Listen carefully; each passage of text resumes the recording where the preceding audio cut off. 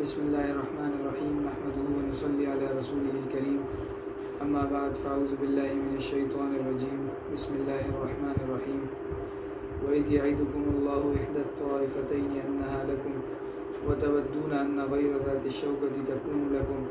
وَيُرِيدُ اللَّهُ أَن يُحِقَّ الْحَقَّ بِكَلِمَاتِهِ وَيَقْطَعَ دَابِرَ الْكَافِرِينَ لِيُحِقَّ الْحَقَّ وَيُبْطِلَ الْبَاطِلَ وَلَوْ كَرِهَ الْمُجْرِمُونَ صدق اللہ العظیم۔ رمضان المبارک سن 2 ہجری میں غزوہ بدر کبریٰ کا عظیم واقعہ پیش آیا، اور یہ وہ دن ہے جس کو اللہ تعالیٰ نے قرآن مجید میں یوم الفرقان کہا ہے۔ یوم الفرقان کا مطلب وہ دن جس نے حق اور باطل میں فرق کیا ہے اور حق اور باطل میں تمیز کی ہے، جس کی وجہ سے حق اور باطل اپنی اپنی جگہوں پہ نمایاں اور ممتاز ہو گئے ہیں، اور حق کو سمجھنے کے لیے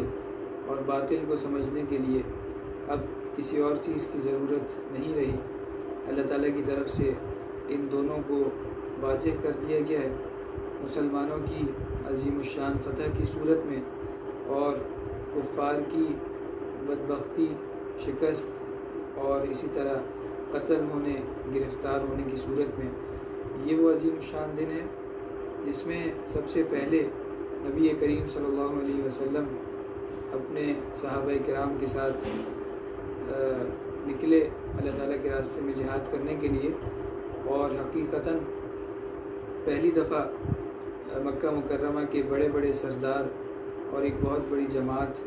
نبی کریم صلی اللہ علیہ وسلم کے مقابلے پہ آئی، اور اس کے بعد اس مقابلے کا نتیجہ یہ نکلا کہ اللہ تعالیٰ نے نبی کریم صلی اللہ علیہ وسلم اور حضرات صحابہ کرام کی کھلی طور پہ مدد فرمائی، نصرت فرمائی، اور ان کو اللہ تعالیٰ نے غلبہ عطا فرمایا، اور فرشتوں کے ذریعے بھی ان کی امداد فرمائی، اور اللہ تعالیٰ نے انہیں مال غنیمت سے بھی نوازا، اور جو گرفتار قیدی تھے ان سے بھی اللہ تعالیٰ نے انہیں نوازا، اور اللہ تعالیٰ نے انہیں اپنی رحمتیں اور برکتیں واضح طور پہ دکھا دیں۔ حقیقتاً یہ جو غزوہ پیش آیا ہے وہ جب نبی کریم صلی اللہ علیہ وسلم مدینہ منورہ سے نکلے تھے تو اس طرح کے کسی غزوے کا ارادہ نہیں تھا، بلکہ ابو سفیان کا ایک قافلہ تجارت کا سامان لے کر ملک شام سے مکہ مکرمہ کی طرف جا رہا تھا۔ اس قافلے پہ شبخون مارنا مقصود تھا، اس میں مکہ مکرمہ کے بڑے بڑے سرداروں کے اور جتنے بھی وہاں کے رہائشی تھے ان سب کے پیسے لگے ہوئے تھے، اور اس میں سامان تجارت موجود تھا۔ تو جس طرح پہلے چند غزوات کے بارے میں ہم پڑھ چکے ہیں کہ نبی کریم صلی اللہ علیہ وسلم نے خود کبھی اور کبھی صحابہ کرام کو بھیجا کہ فلاں قافلہ آ رہا ہے، اس کے اوپر شبخون مارو، لیکن عام طور پہ اس سے پہلے کی جتنی بھی کوششیں تھیں وہ کامیاب اس طور پہ نہیں ہو سکی تھیں کہ قافلہ مسلمانوں کے ہاتھ نہیں لگا تھا، اور اس موقع پہ بھی اگر دیکھیں تو وہ جو تجارت کا قافلہ تھا وہ مسلمانوں کے ہاتھ نہیں لگا۔ البتہ اس قافلے کو بچانے کے لیے مکہ مکرمہ سے جو ایک عظیم الشان لشکر روانہ ہوا تھا، وہ لشکر بدر کے مقام پہ آ کے مسلمانوں کے سامنے صف آرا ہوا، اور اللہ تعالیٰ نے اس کے نتیجے میں مسلمانوں کی مدد فرمائی فرشتوں کے ذریعے اور خود بھی، اور اس طرح سے مسلمانوں کو غلبہ حاصل ہوا۔ یہ غزوہ رمضان المبارک سن 2 ہجری میں پیش آیا، اور اس موقع پہ نبی کریم صلی اللہ علیہ وسلم کی عمر مبارک تقریباً کوئی 54 سال کے قریب، 54 سال کے قریب تھی عمر مبارک جب یہ غزوہ پیش آیا، بلکہ 55 سال کے قریب آپ کی عمر تھی جس وقت یہ غزوہ پیش آیا۔ تو یہ ایک ایسا غزوہ تھا کہ جس کی وجہ سے کفر پہ اللہ تعالیٰ نے بہت ہی کاری ضرب لگائی، اور اللہ تعالیٰ نے اس غزوے سے جو پہلا عظیم الشان غزوہ تھا یہ ظاہر فرما دیا کہ مسلمان کبھی بھی چاہے تعداد میں کتنے ہی کم کیوں نہ ہو، اور اسی طرح مال و اسباب کے اعتبار سے چاہے کتنے کم اور کمزور کیوں نہ ہوں، اگر وہ اللہ تعالیٰ کی مدد و نصرت پہ یقین رکھتے ہیں اور نبی کریم صلی اللہ علیہ وسلم کی تعلیمات پہ عمل پیرا ہیں تو کبھی بھی کسی بھی میدان میں وہ اتر جائیں، اللہ تعالیٰ ان کی مدد فرمائیں گے، نصرت فرمائیں گے، اور کبھی بھی ان کو شکست کا منہ نہیں دیکھنا پڑے گا۔ یہ قصہ شروع اس طرح سے ہوا کہ رمضان المبارک کے شروع میں نبی کریم صلی اللہ علیہ وسلم کو اطلاع ملی کہ ایک قافلہ ملک شام سے مکہ مکرمہ کی طرف لوٹ رہا ہے، اور اس کا جو سردار ہے وہ ابو سفیان ہے، جو بعد میں پھر مسلمان بھی ہو گئے تھے لیکن اس وقت تک مسلمان نہیں تھے، اور نبی کریم صلی اللہ علیہ وسلم کے بہت سخت خلاف بھی تھے۔ تو نبی کریم صلی اللہ علیہ وسلم نے مسلمانوں کو جمع فرمایا اور یہ خبر دی کہ بھئی اس طرح سے ایک قافلہ وہاں سے مکہ مکرمہ کی طرف جا رہا ہے، تم خروج کرو تو ممکن ہے کہ اللہ تعالیٰ تمہیں اس قافلے میں سے مال غنیمت عطا فرما دے۔ چنانچہ صحابہ کرام نے نبی کریم صلی اللہ علیہ وسلم کے ساتھ خروج کیا، اور چونکہ کوئی قتل و قتال مقصود نہیں تھا بلکہ ایک تجارتی قافلہ تھا جس کو پکڑنے کے لیے تمام کے تمام حضرات روانہ ہو رہے تھے، اس وجہ سے کوئی بہت زیادہ جنگ کی تیاری بھی نہیں کی گئی، اور اسی طرح بہت سارے لوگوں کو بھی ساتھ نہیں لیا گیا، بس فوری طور پہ جتنے لوگ ممکن ہو سکے اتنے لوگوں کو لے کے نبی کریم صلی اللہ علیہ وسلم حضرات صحابہ کرام کے ساتھ نکل کھڑے ہوئے۔ اور جو ابو سفیان تھا دوسری طرف، وہ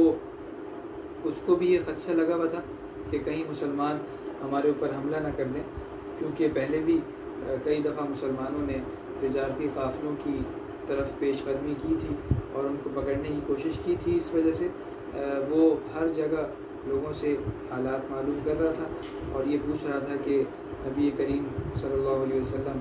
محمد اور ان کے صحابہ کس حال میں ہیں، وہ مدینہ منورہ سے نکلے ہیں نہیں نکلے، وہ اس طرح سے لوگوں سے پوچھتا ہوا چل رہا تھا۔ حضرت کعب ابن مالک رضی اللہ تعالیٰ عنہ جو کہ ایک مشہور صحابی ہیں، وہ یہ فرماتے ہیں کہ لم اتخلف عن رسول اللہ صلی اللہ علیہ وسلم فی غزوۃ غزاها الا فی غزوۃ تبوک غیر انی تخلفت عن غزوۃ بدر۔ وہ دونوں غزوات کو الگ الگ ذکر فرماتے ہیں، ایک غزوہ تبوک میں وہ شامل نہیں ہو سکے تھے اور دوسرا غزوہ بدر میں شامل نہیں ہو سکے تھے۔ دونوں کو اس وجہ سے الگ ذکر فرمایا ہے کہ غزوہ تبوک میں تو سب کو نکلنا ضروری تھا اور نبی کریم صلی اللہ علیہ وسلم نے عام منادی فرما دی تھی اور اس میں سب کا جانا ضروری تھا، تو وہ شامل نہیں ہو سکے تھے کسی عذر سے۔ بعد میں پھر اللہ تعالیٰ نے ان کو معاف بھی فرما دیا۔ اور غزوہ بدر میں چونکہ سب کو نکلنے کا حکم نہیں تھا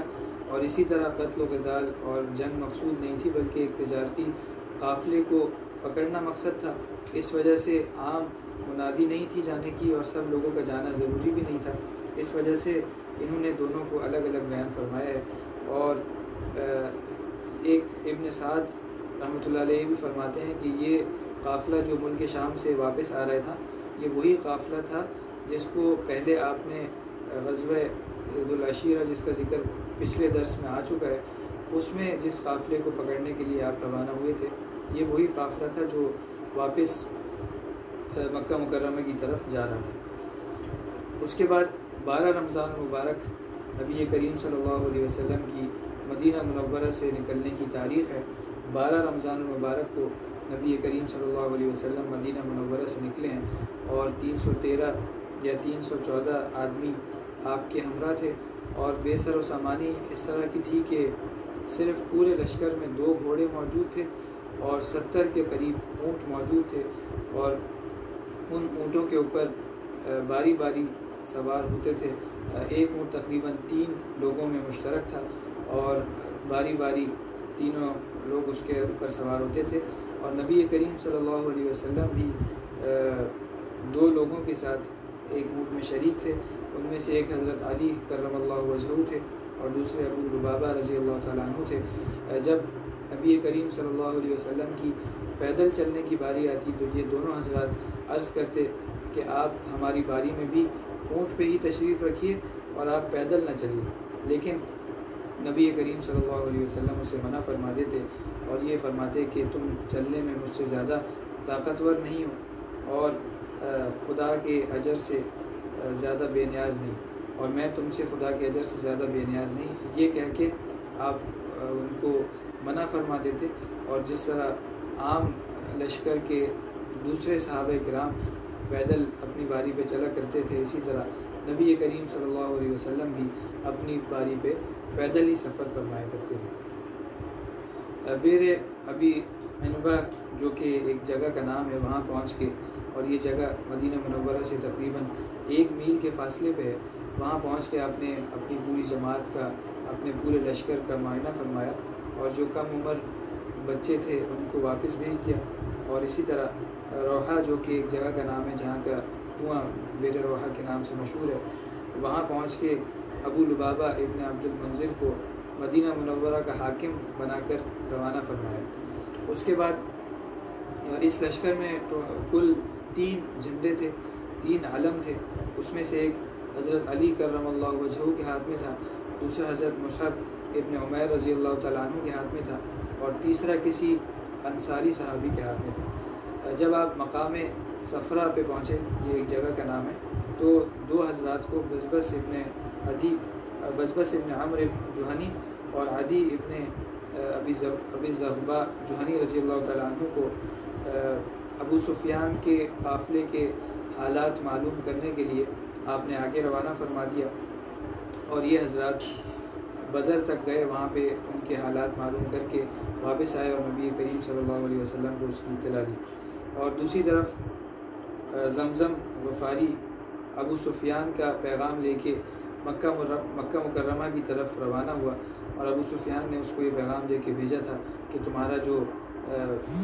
تجارتی قافلہ ہے وہ خطرے میں ہے، اور اپنے تجارتی قافلے کو اگر تم بچانا چاہتے ہو تو فوری طور پہ مکہ مکرمہ سے لشکر لے کے نکلو، کیونکہ محمد اپنے ساتھیوں کے ساتھ ہمارے تعاقب میں ہے۔ جب یہ خبر مکہ مکرمہ پہنچی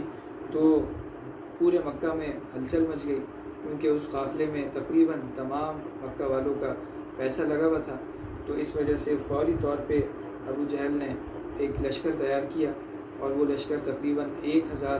لوگوں پر مشتمل تھا، اور اس میں بہت ہی زیادہ ساز و سامان کے ساتھ اس نے اپنا لشکر بنایا، کیونکہ اس کو تو پتہ تھا کہ جنگ کے لیے ہم نکل رہے ہیں۔ اس وجہ سے پوری تیاری کے ساتھ وہ لشکر نکلا تھا، اور 1000 لوگوں پہ مشتمل تھا، اور قریش کا یہ لشکر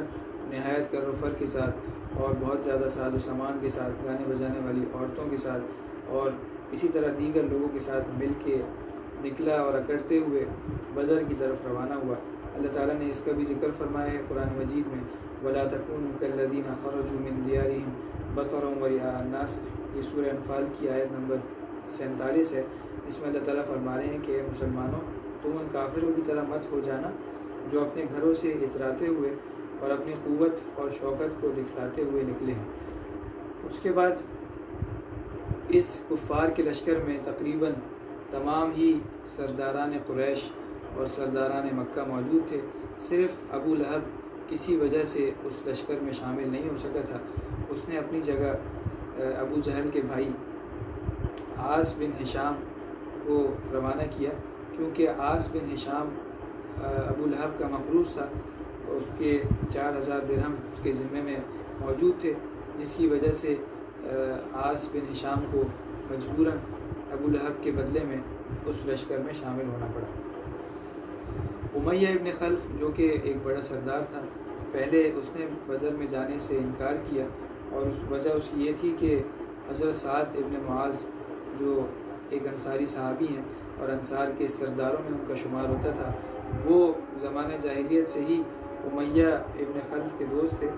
امیہ جب تجارت کے لیے ملک شام جاتا تھا تو راستے میں مدینہ منورہ میں ان کے پاس رکتا تھا۔ اسی طرح حضرت سعد ابن معاذ رضی اللہ تعالیٰ عنہ جب مکہ مکرمہ عمرے کی ادائیگی کے لیے تشریف لے جاتے تھے تو وہ امیہ کے ہاں اترتے تھے اور وہیں پہ رکتے تھے۔ نبی کریم صلی اللہ علیہ وسلم جب مدینہ منورہ کی طرف ہجرت فرما چکے تھے تو اس کے بعد ایک مرتبہ حضرت سعد بن معاذ رضی اللہ تعالیٰ عنہ مکہ مکرمہ گئے اور امیہ ابن خلف کو کہا کہ جب کبھی حرم خالی ہو اور وہاں پہ لوگ موجود نہ ہوں تو اس وقت مجھے حرم شریف میں لے کے چلنا، میں طواف کروں گا۔ چنانچہ وہ دوپہر کے وقت میں وہاں پہنچے اور وہاں پہ طواف جب کرنے لگے تو ابو جہل سے سامنا ہو گیا۔ ابو جہل نے امیہ سے پوچھا کہ یہ کون ہے؟ امیہ نے بتایا کہ سعد ابن معاذ ہیں۔ تو ابو جہل نے کہا کہ تم ایسے بے دینوں کو ٹھکانہ دیتے ہو اور ان کی اعانت اور امداد کرتے ہو۔ اور حضرت سعد سے یہ کہا کہ اے سعد، خدا کی قسم اگر ابو صفوان یعنی امیہ تمہارے ساتھ نہ ہوتا تو تم صحیح سالم یہاں سے واپس نہ لوٹ پاتے۔ حضرت سعد ابن معاذ رضی اللہ تعالیٰ عنہ نے فرمایا کہ اگر تم نے کسی بھی طرح مجھ سے بدسلوکی کی تو خدا کی قسم میں مدینہ سے تیرا شام کا راستہ بند کر لوں گا، کیونکہ اس وقت تجارت کا سفر ہوا کرتا تھا تو مدینہ کے قریب سے گزرنا پڑتا تھا ہر قافلے کو۔ تو انہوں نے یہ فرمایا کہ اگر کوئی بھی تم نے بدسلوکی کی تو وہ جو تمہارے تجارتی قافلے ہیں جو مدینہ منورہ کے قریب سے گزر کے ملک شام جاتے اور آتے ہیں تو ان کا راستہ میں بند کر دوں گا اور تمہاری تجارت ٹھپ ہو جائے گی۔ تو یہ سن کے ابو امیہ نے کہا کہ یہ وادی کا سردار ہے، حضرت سعد سے کہا، اور تم اس کے سامنے اپنی آواز بلند نہ کرو۔ حضرت سعد رضی اللہ تعالیٰ عنہ نے کہا کہ اے امیہ تم رہنے دو، خدا کی قسم میں نے رسول اللہ صلی اللہ علیہ وسلم سے یہ سنا ہے کہ تم حضور صلی اللہ علیہ وسلم کے اصحاب اور احباب کے ہاتھوں سے قتل ہو گئے۔ تو امیہ نے کہا کہ کیا میں مکہ مکرمہ میں مارا جاؤں گا؟ حضرت سعد نے فرمایا کہ یہ مجھے نہیں معلوم کہ تم کہاں اور کس جگہ مارے جاؤ گے۔ یہ سن کے امیہ بہت زیادہ گھبرا گیا، پریشان ہو گیا، اور اس کی وجہ یہ تھی کہ نبی کریم صلی اللہ علیہ وسلم کی ہر پیشن گوئی حرف بحرف پوری ہوتی تھی، اور خود انہوں نے بھی اس بات کا اندازہ کر لیا تھا کہ آپ بالکل صادق اور امین ہیں، سچے ہیں، آپ جو بھی بات فرماتے ہیں وہ پوری ہو کر رہتی ہے۔ چنانچہ اتنا زیادہ پریشان ہوا کہ بعض روایات میں یہ بھی آتا ہے کہ خوف و ہراس کی وجہ سے قریب تھا کہ اس کا پیشاب وغیرہ خطا ہو جائے، نکل جائے۔ اس طرح کا اس کے ساتھ معاملہ پیش آیا اور اتنا پریشان ہو گیا۔ تو اس نے پھر قسم کھا لی کہ خدا کی قسم محمد کبھی غلط نہیں کہتے، اور یہ سب۔ اس کے علاوہ اس نے اپنی بیوی کو بھی یہ بات بتائی، اور جب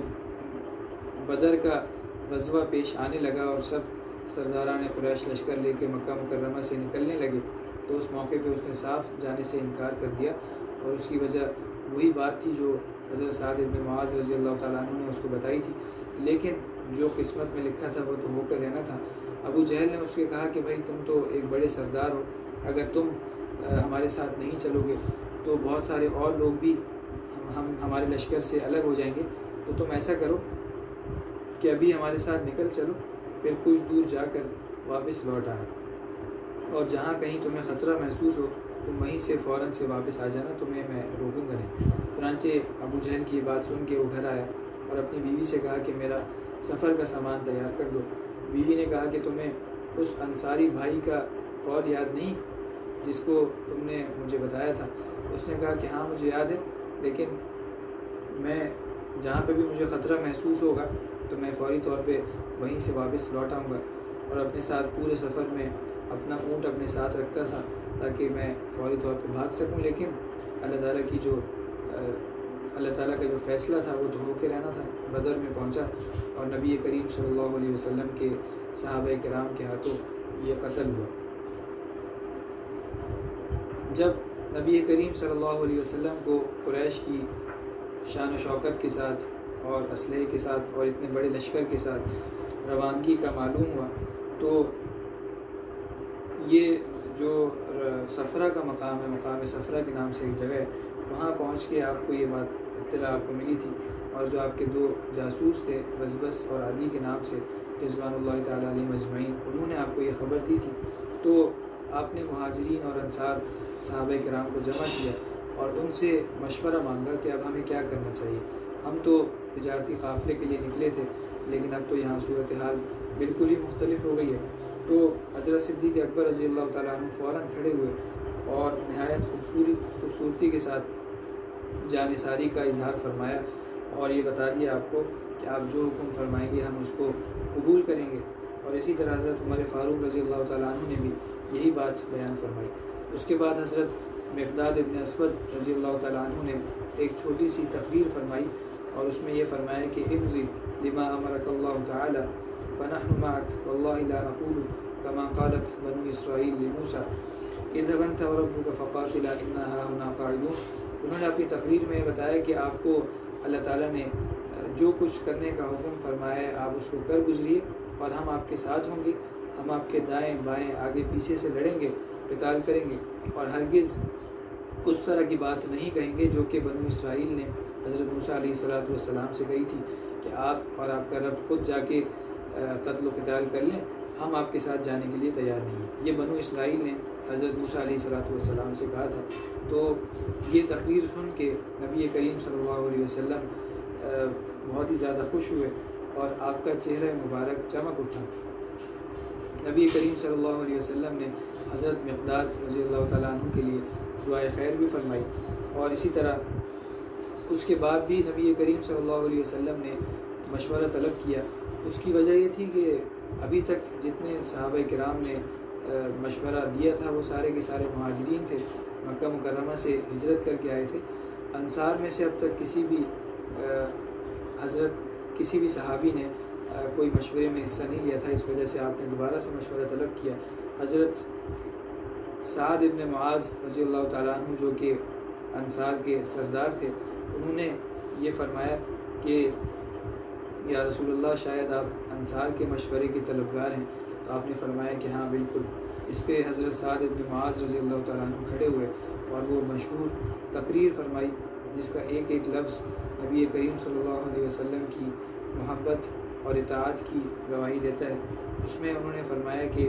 یا رسول اللہ قد آمنا بک وصدقناک وشہدنا ان ما جئت به هو الحق۔ یہ ایک لمبی تقریر ہے جس میں انہوں نے یہ فرمایا کہ جو کچھ بھی آپ لے کے آئے ہم اس کے اوپر ایمان لے کے آئے ہیں اور اس کی ہم نے تصدیق کی ہے۔ اور اسی طرح جب آپ مدینہ منورہ سے نکلے تھے تو آپ کسی اور ارادے سے نکلے تھے، اور اللہ تعالیٰ نے کوئی دوسری صورت پیدا فرما دی۔ جو آپ کا منشا مبارک ہے، جو آپ کا مقصد ہے، اس پہ آپ چلیں، اور جس سے چاہے آپ تعلقات قائم کریں، اور جس سے چاہیں آپ تعلقات ختم کریں، اور جس سے چاہے آپ صلح کریں، اور جس سے چاہیں آپ دشمنی کریں۔ ہم ہر حال میں آپ کے ساتھ ہیں۔ ہمارے مال میں سے جس قدر چاہیں آپ لے لیں، اور جس قدر چاہیں ہم کو عطا فرمائیں، اور مال کا جو حصہ آپ لیں گے وہ اس حصے سے زیادہ محبوب اور پسندیدہ ہوگا جو کہ آپ ہمارے پاس چھوڑیں گے۔ اسی طرح انہوں نے یہ بھی فرمایا کہ اگر برق الغماد جو ایک بہت ہی دور دراز ہے، اس میں ادھر تک بھی اگر آپ ہمیں جانے کا حکم دیں گے تو ہم وہاں تک بھی آپ کے ساتھ جائیں گے۔ اور فرمایا کہ اس ذات کی قسم جس نے آپ کو حق دے کے بھیجا ہے، اگر آپ ہمیں سمندر میں کودنے کا بھی حکم دے دیں گے تو ہم اسی وقت سمندر میں کود پڑیں گے، اور ہمارا ایک شخص بھی پیچھے نہیں رہے گا۔ ہم دشمنوں کا مقابلہ کرنے کو ناپسندیدہ نہیں سمجھتے، اور ہم لڑائی کے وقت بہت زیادہ صابر ہیں اور مقابلے کے سچے ہیں۔ اللہ تعالیٰ سے امید ہے کہ اللہ تعالیٰ ہم سے آپ کو وہ چیز دکھائے گا جس کو دیکھ کر آپ کی آنکھیں ٹھنڈی ہوں گی۔ بس اللہ کے نام پہ ہم کو لے کر چلیے۔ یہ وہ جانثارانہ تقریر ہے جو حضرت سعد بن معاذ رضی اللہ تعالیٰ عنہ نے انصار کی طرف سے اس موقع پہ کی تھی، اور اس کی وجہ اور ضرورت یہ تھی کہ جب نبی کریم صلی اللہ علیہ وسلم مدینہ منورہ تشریف لائے تھے تو اس موقع پہ انصار سے جو عہد ہوا تھا وہ یہ ہوا تھا کہ مدینہ منورہ کے اندر رہتے ہوئے نبی کریم صلی اللہ علیہ وسلم کی اور حضرات صحابہ کرام کی حفاظت فرمائیں گے۔ مدینہ منورہ پہ اگر کوئی دشمن حملہ آور ہوگا اس کا دفاع کریں گے، لیکن باہر نکل کے جہاد کرنے کا اور باہر نکل کے جنگ کرنے کا کوئی عہد نہیں ہوا تھا۔ اس وجہ سے خاص طور پہ نبی کریم صلی اللہ علیہ وسلم نے یہ ضروری سمجھا کہ انصار میں سے بھی جو حضرات موجود ہیں ان سے مشورہ کیا جائے، ان کی رائے کو دیکھا جائے، سمجھا جائے، اور اس کے مطابق پھر عمل کیا جائے۔ اس کے بعد جو آیت میں نے خطبے میں تلاوت کی ہے، اس آیت میں یہ سورہ انفال کی آیت نمبر 7 اور 8 ہے۔ اس میں اللہ تعالیٰ نے یہ بیان فرمایا ہے کہ اس وقت کو یاد کرو جب اللہ تم سے یہ وعدہ کرتا تھا کہ کافروں کی 2 جماعتوں میں سے ایک جماعت کو تم کو دے گا، اور تم یہ پسند کرتے ہو کہ وہ جماعت جو کہ شوکت والی نہیں ہے وہ تمہیں ملے، اور اللہ کا ارادہ یہ ہے کہ حق کو اپنی آیات سے ثابت کرے اور کافروں کی جڑ کاٹ دے تاکہ حق کا حق ہونا اور باطل کا باطل ہونا ظاہر طور پر واضح ہو جائے۔ اسی طرح جو کفار کا لشکر مکہ مکرمہ سے نکلا اور ان تک اپنے قافلے کے خطرے میں پڑنے کا جو پیغام پہنچا، اس پیغام پہنچنے سے پہلے ہی حضرت عاتکہ بنت عبد المطلب جو کہ نبی کریم صلی اللہ علیہ وسلم کی پھوپھی ہیں، ان کو ایک خواب بھی نظر آیا، اور اس خواب میں اس طرح سے ہوا کہ ایک اونٹ پہ سوار آدمی مکہ مکرمہ آیا اور مقام ابطح جو ایک جگہ کا نام ہے، وہاں پہ اپنے اونٹ کو بٹھا کے اس نے بلند آواز سے یہ کہا، الا انفروا یا آل غدر لمصارعکم فی ثلاث، اے دھوکے بازو اپنے مقتل اور بچھڑنے کی جگہ کی طرف 3 دن میں نکل جاؤ۔ یہ خواب ان کو نظر آیا، اور ساتھ ساتھ لوگ بھی اس کے ارد گرد جمع ہو گئے۔ پھر وہ اپنا اونٹ لے کے مسجد حرام میں گیا، اور پھر وہاں پہ بھی یہی آواز دی، اور پھر ایک پہاڑ جبل ابی قبیس کے نام سے ہے، وہاں پہ چڑھا اور اوپر سے پتھر کی ایک چٹان پھینکی۔ جب وہ چٹان پہاڑ کے دامن میں پہنچی تو چور چور ہو گئی، اور مکہ مکرمہ کا کوئی گھر ایسا نہ رہا جس میں اس کا کوئی ٹکڑا جا کے گرا نہ ہو۔ جب انہوں نے یہ خواب دیکھا تو انہوں نے اپنے بھائی حضرت عباس رضی اللہ تعالیٰ عنہ کو یہ خواب بتایا، اور ان کو یہ تاکید کی کہ کسی اور کو آپ یہ خواب نہ بتائیں۔ انہوں نے ان کے ایک دوست تھا جو کہ ولید ابن عتبہ جو سردار تھا قریش کا، اس سے جا کے اس خواب کا ذکر کر دیا، اور اس کو بھی یہ کہا کہ یہ بات کسی کو بتانی نہیں ہے۔ اس نے اپنے باپ عتبہ کو بتا دیا، اور اس طرح یہ بات پورے مکہ میں پھیل گئی۔ اس کے بعد ساتھ ساتھ ایک اور خواب بھی جہیم ابن سلط کا ایک خواب ہے، جس کا تذکرہ ملتا ہے۔ جب قریش اپنے پورے ساز و سامان کے ساتھ نکل کھڑے ہوئے، اور جب وہ مقام جحفہ میں پہنچے تو انہوں نے ایک خواب دیکھا کہ ایک شخص گھوڑے پہ سوار ہے، اور ایک اونٹ بھی اس کے ہمراہ ہے۔ وہ آ کے کھڑا ہوا اور یہ کہتا ہے کہ قتل ہوا عتبہ ابن ربیعہ اور شیبہ ابن ربیعہ اور ابو الحکم ابن ہشام یعنی ابو جہل اور امیہ ابن خلف اور فلاں فلاں، بڑے بڑے سرداروں کے اس نے نام لیے، اور پھر اس نے اپنے اونٹ کے اوپر ایک برچھا مارا اور اس کے لشکر میں چھوڑ دیا، اور لشکر میں کوئی بھی خیمہ ایسا نہ رہا جس پہ اس اونٹ کے خون کے چھینٹے نہ پڑیں۔ تو اس طرح کا یہ خواب پیش آیا، اور اس کے بعد جب اس نے یہ خواب ابو جہل کو بتایا تو وہ بہت زیادہ غصہ ہوا، اور یہ کہنے لگا کہ کل جب مقابلہ ہوگا تو اس وقت پتہ چلے گا کہ کون کس کو مارتا ہے اور کون کس کو قتل کرتا ہے۔ بس اور عدی رضی اللہ تعالیٰ عنہ جو کہ نبی کریم صلی اللہ علیہ وسلم کی طرف سے ابو سفیان کے قافلے کی جاسوسی کے لیے روانہ ہوئے تھے، وہ جب بدر کے مقام پہ پہنچے ہیں تو انہوں نے وہاں پہنچ کے ٹیلے کے نیچے ایک پانی کا چشمہ تھا، وہاں پہ اترے، اپنے اونٹوں کو وہاں بٹھایا، اور 2 عورتیں وہاں پہ موجود تھیں جو آپس میں لڑائی جھگڑا کر رہی تھیں، اور یہ ایک کا دوسرے کے ذمے کچھ قرضہ تھا، تو جس کے اوپر قرضہ تھا وہ یہ کہہ رہی تھی کہ کچھ دن کے لیے رک جاؤ، ابھی یہاں پہ قریش کا ایک قافلہ آنے والا ہے، وہاں پہ جب قریش کا قافلہ آئے گا تو میں اس میں محنت مزدوری کر کے تمہارے جو پیسے ہیں وہ میں ادا کر دوں گی۔ تو وہاں پہ مجدی ابن عمرو کے نام سے ایک شخص موجود تھا، اور وہ یہ گفتگو سن رہا تھا، تو اس نے بھی تصدیق کی کہ ہاں یہ عورت بالکل درست کہہ رہی ہے، قریش کا سامان تجارت کا ایک قافلہ یہاں پہ پہنچنے والا ہے۔ تو یہ جب سنا نبی کریم صلی اللہ علیہ وسلم کے جاسوسوں نے تو فوری طور پہ وہاں سے روانہ ہو گئے، اور نبی کریم صلی اللہ علیہ وسلم کی خدمت میں حاضر ہوئے، اور آپ سے یہ سارا کا سارا واقعہ بیان فرمایا، اور بتایا کہ ابو سفیان کا قافلہ اس طرح سے وہاں پہ پہنچنے والا ہے۔ چنانچہ اسی وجہ سے مسلمان پھر بدر کے مقام پہ پہنچے، اور بعد میں وہ واقعہ پیش آیا۔ لیکن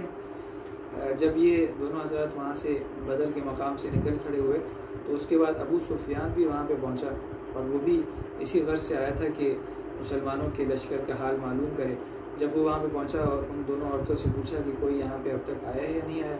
انہوں نے بتایا کہ 2 سوار آئے تھے، انہوں نے اپنے اونٹوں کو یہاں پہ بٹھایا تھا، اپنے مشکیزوں میں پانی بھرا تھا، اور پھر یہاں سے چلے گئے تھے۔ تو ابو سفیان فوراً اس جگہ پہ پہنچا جہاں پہ اونٹ بٹھائے تھے، اور وہاں پہ اونٹوں کی جو مینگنی ہوتی ہے اس کو توڑ کے اس نے دیکھا تو اندر سے ایک کھجور کی گٹلی نکلی، تو اس نے کہا کہ ہاں یہ تو بالکل مدینہ منورہ کی کھجور ہے۔ تو فوری طور پہ اس کو معلوم ہو گیا کہ مسلمانوں کا کوئی جاسوس یہاں پہ آیا تھا، اور اس نے ہمارے قافلے کی اسے اطلاع ہو چکی ہے۔ چنانچہ اس وجہ سے اس نے اپنے قافلے کا رخ تبدیل کر دیا، اور بجائے بدر سے جانے کے ساحل کی طرف سے اپنے قافلے کو لے کر گیا اور ساحل کی طرف سے لے جا کے مسلمانوں کے لشکر سے بچا کے مکہ مکرمہ پہنچنے میں کامیاب ہوئی اور راستے سے ہی اس نے مکہ مکرمہ سے جو کفار کا لشکر نکلا تھا اس کو پیغام بھجوا دیا کہ تمہارا تجارت کا جو قافلہ ہے وہ بالکل محفوظ ہے، اب تمہیں کہیں پہ جانے کی اور مسلمانوں سے جنگ کرنے کی ضرورت نہیں ہے، تم اب وہیں سے واپس لوٹ آؤ۔ لیکن اس بات کو ابو جہل نے نہیں مانا اور اس نے کہا کہ نہیں، ہم تو ایسے واپس نہیں جائیں گے، ہم تو پہلے بدر جائیں گے اور بدر جا کے وہاں پہ 3 دن تک خوب عیش و عشرت کریں گے اور خوب عیاشی کریں گے اور گانے بجائیں گے اور خوب کھائیں گے پئیں گے اور اس کے بعد پھر وہاں سے ہم واپس لوٹیں گے۔ تو اس وجہ سے ابو جہل نے زبردستی پورے قافلے کو، پورے لشکر کو لے کے بدر کی طرف وہ روانہ ہوا۔ بنو زہرہ نے ان کا ساتھ نہیں دیا۔ اخنس ابن شریح جو ان کے سردار تھے، انہوں نے کہا کہ بھئی اب ہمارا تجارتی قافلہ جب محفوظ ہو چکا ہے تو اب ہمیں جانے کی بالکل بھی ضرورت نہیں ہے، اب ہم یہیں سے واپس لوٹ جاتے ہیں۔ چنانچہ ان کے کہنے کی وجہ سے ان کے قافلے کے جتنے لوگ لشکر میں موجود تھے وہ سارے وہیں سے واپس ہو گئے، اور اسی طرح کچھ اور لوگ بھی اسی بنیاد پہ واپس ہوئے کہ اب جانا بیکار ہے تو اب ہم کیوں جائیں۔ کفار کا جو لشکر تھا وہ بدر کی جگہ اور بدر کے مقام پہ مسلمانوں سے پہلے پہنچ گیا، اور وہاں پہ جو اچھی اچھی جگہ تھیں پانی کی اور اسی طرح سے لشکر کی سب بندی کے حساب سے، اس پہ انہوں نے پہلے ہی قبضہ کر لیا۔ اور جب نبی کریم صلی اللہ علیہ وسلم اور آپ کے صحابہ کرام وہاں پہنچے تو آپ کو وہاں پہ کوئی اچھی جگہ نہیں مل سکی اور ریت بہت زیادہ تھی، چلنا پھرنا بڑا دشوار ہو رہا تھا۔ اللہ تعالیٰ نے اس کا اس طرح سے انتظام فرمایا کہ آسمان سے بارش نازل فرما دی، اور وہ جو ریت میں چلنا مشکل ہو رہا تھا وہ ریت اچھی طرح جم گئی، اور اسی طرح بارش جب ہوئی تو صحابہ کرام نے پانی پینے کے لیے اور دیگر ضروریات کے لیے اکٹھا کر کے رکھ لیا، اور اس کی وجہ سے اللہ تعالیٰ نے مسلمانوں کو ایک بہت ہی مدد اس طرح سے فرمائی۔ اور اس کا اللہ تعالیٰ نے قرآن مجید میں بھی ذکر فرمایا ہے، وَيُنَزِّلُ عَلَيْكُم مِّنَ السَّمَاءِ مَاءً لِيُطَهِّرَكُم بِهِ وَيُذْهِبَ عَنكُم رِجْزَ الشَّيْطَانِ وَلِيَرْبِطَ عَلَىٰ قُلُوبِكُمْ وَيُثَبِّتَ بِهِ الْأَقْدَامَ۔ یہ سورہ انفال کی آیت نمبر 11 ہے، جس میں اللہ تعالیٰ نے اس بارش کا تذکرہ فرمایا ہے۔ جب شام ہوئی تو نبی کریم صلی اللہ علیہ وسلم نے حضرت علی، حضرت زبیر اور حضرت سعد بن ابی وقاص اور چند دیگر صحابہ کرام کو قریش کی خبر لینے کے لیے روانہ فرمایا۔ اتفاق سے قریش کے 2 غلام ان کے ہاتھ آ گئے تو انہوں نے ان کو گرفتار کر لیا اور اپنے ساتھ لشکر میں لے آئے، اور ان سے یہ پوچھنے لگے کہ تم یہ بتاؤ کہ جو ابو سفیان کا تجارتی قافلہ تھا وہ کہاں پہ ہے، کیونکہ تم انہی کے آدمی لگتے ہو۔ انہوں نے کہا کہ نہیں، ہم تو قریش کے آدمی ہیں، جو مکہ مکرمہ سے لشکر آئے ہیں اس کے ساتھ ہم آئے ہیں، اور ان کے لیے ہم پانی بھر بھر کے لاتے ہیں۔ تو اس بات پہ انہیں صحابہ کرام نے مارنا پیٹنا شروع کیا۔ مار پیٹ سے گھبرا کے انہوں نے کہا کہ ہاں، ہم واقعی ابو سفیان کا جو تجارت کا قافلہ ہے اسی کے ساتھ ہیں۔ تو پھر انہوں نے مارنا پیٹنا بند کر دیا۔ نبی کریم صلی اللہ علیہ وسلم نماز میں مصروف تھے۔ آپ جب نماز سے فارغ ہوئے تو آپ نے فرمایا کہ جب ان غلاموں نے سچ بولا تو تم نے ان کو مارا، اور جب جھوٹ بولا تو ان کو چھوڑ دیا۔ خدا کی قسم، یہ قریش کے آدمی ہیں، ابو سفیان کا جو تجارتی قافلہ تھا اس کے ہمراہی نہیں ہے۔ نبی کریم صلی اللہ علیہ وسلم نے ان 2 غلاموں سے پوچھا کہ قریش کے کل آدمی کتنے ہیں؟ انہوں نے کہا کہ بھئی ہمیں تو ان کی تعداد معلوم نہیں ہے۔ آپ نے پھر پوچھا کہ روزانہ کھانے کے لیے کتنے اونٹ ذبح کرتے ہیں؟ تو انہوں نے جواب دیا کہ ایک دن 9 اونٹ ذبح کرتے ہیں اور ایک دن 10 اونٹ کرتے ہیں۔ آپ نے فرمایا کہ 1000 اور 900 کے درمیان ان کی کوئی تعداد ہے۔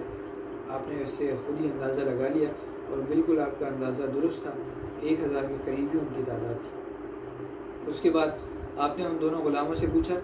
کہ قریش کے سرداروں میں سے کون کون اس لشکر میں موجود ہے؟ انہوں نے بتایا کہ عتبہ بھی ہے، شیبہ بھی ہے،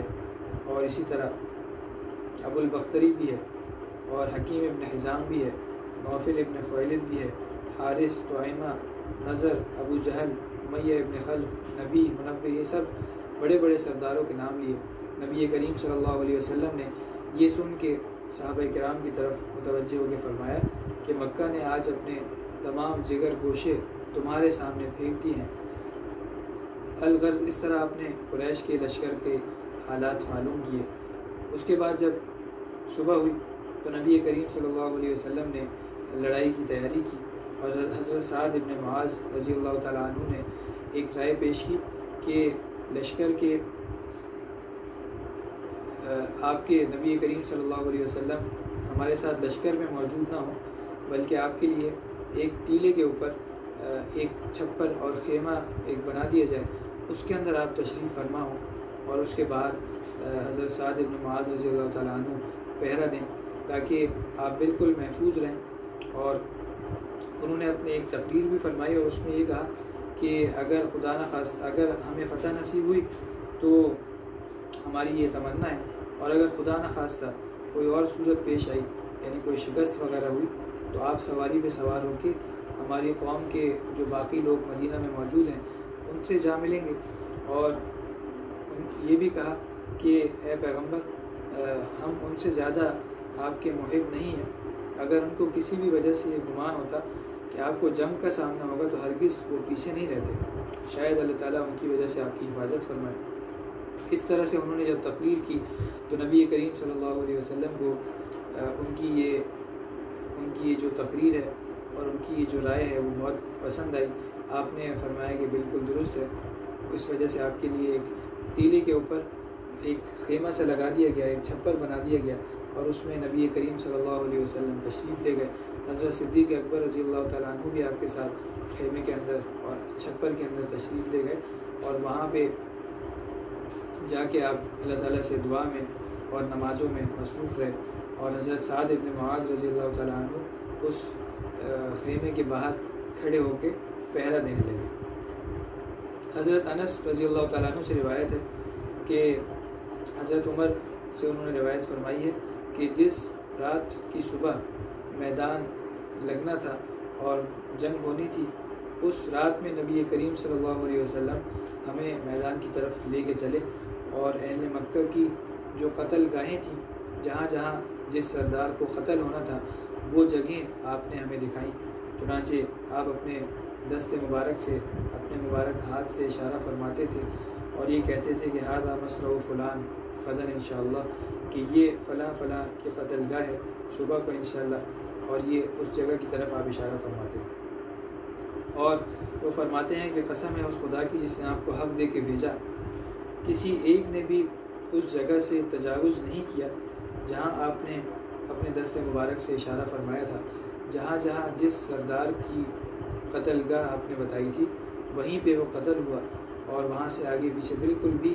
ہٹ نہیں سکا، اور اسی جگہ پہ اس کو مارا گیا۔ حضرت علی کرم اللہ وجہہ فرماتے ہیں کہ بدر کی رات میں کوئی شخص ہم میں سے ایسا نہ تھا جو سویا نہ ہو، لیکن آپ کی ذات بابرکات نبی کریم صلی اللہ علیہ وسلم پوری رات جاگتے رہے، اور پوری رات اللہ تعالیٰ کی بارگاہ میں نمازیں پڑھتے رہے، دعائیں کرتے رہے، گریہ ازاری کرتے رہے، اور یہاں تک کہ اسی میں ہی صبح ہو گئی، اور طلوع فجر جیسے ہی ہوئی تو آپ نے آواز دی الصلاۃ عباد اللہ، اے اللہ کے بندو نماز کا وقت آ گیا۔ آواز سنتے ہی تمام کے تمام صحابہ کرام جمع ہو گئے۔ آپ نے ایک درخت کی جڑ میں کھڑے ہو کے سب کو نماز پڑھائی، اور نماز سے فارغ ہو کے اللہ کی راہ میں جاں بازی اور سرفروشی کی ترغیب دی۔ اس کے بعد آپ نے اپنے صحابہ کرام کی صفوں کو سیدھا کیا، دوسری طرف کفار نے بھی اپنی صفیں سیدھی کیں۔ یہ رمضان المبارک کی 17 تاریخ تھی، اور جمعے کا مبارک دن تھا کہ جس میں ایک طرف سے حق کی جماعت اور دوسری طرف سے باطل کی جماعت میدان میں موجود تھی، اور ان دونوں کا آپس میں مقابلہ ہونے والا تھا۔ ایک جماعت اللہ تعالیٰ کی نمائندہ بن کے اور اللہ تعالیٰ کی طرف سے نائب بن کے میدان میں موجود تھی، اور دوسری جماعت باطل کی طرف سے اور بتوں کی طرف سے اور شرک اور اہل شرک کی نائب بن کے میدان میں موجود تھی۔ یہ غزوہ بدر کا موقع تھا، اور اس کے بعد کی جو پوری تفصیل ہے اور جو غزوے کی تفصیل اور واقعات ہیں وہ انشاءاللہ تعالی ہم اگلی کلاس میں پڑھیں گے اور سنیں گے۔ وآخر دعوانا الحمدللہ رب العالمین، الحمدللہ رب العالمین، والصلاة والسلام على خير خلقه محمد وعلى آله وأصحابه أجمعين وصلى الله تعالى على خير خلقه محمد وعلى آله وأصحابه أجمعين آمين برحمته.